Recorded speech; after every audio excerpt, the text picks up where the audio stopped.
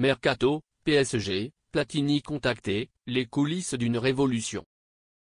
Bien avant Nasser Al-Khelaifi et le Qatar, le PSG était dirigé en grande partie par la chaîne Canal+ et l'un de ses principaux journalistes, Michel Denisot.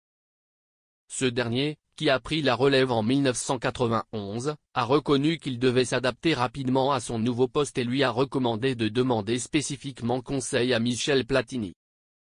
Le PSG n'a pas attendu le Qatar pour revoir ses ambitions. En 1991, en raison de déficits financiers, le club de la capitale est racheté par Canal+, alors diffuseur de la Ligue 1. Il s'agissait d'une décision stratégique pour les diffuseurs cryptographiques qui souhaitaient accroître l'attrait des championnats qu'ils diffusaient à l'époque.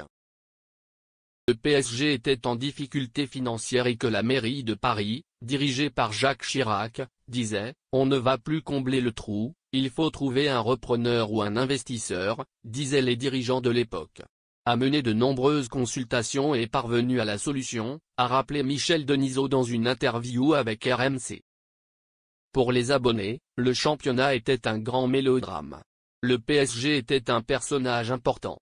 Je suis content que nous ayons gardé des personnages importants pour renforcer notre championnat. C'était une surprise. Le journaliste devient alors président sans aucune attente. Je n'ai pas du tout participé aux discussions.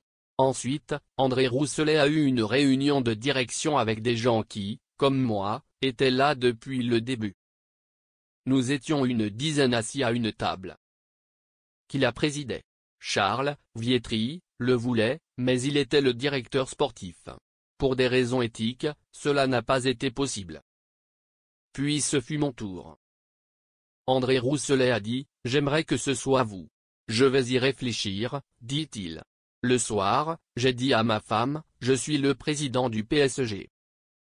C'était une surprise, a admis aujourd'hui Michel Denisot. J'ai appelé Platini. Je lui ai dit « Qui choisirais-tu pour tel ou tel poste ?» Pour démarrer ce nouveau projet, le jeune président du PSG a demandé un nom très prestigieux. J'ai eu une petite idée car j'étais président de Châteauroux, qui venait d'être promu en Ligue 2.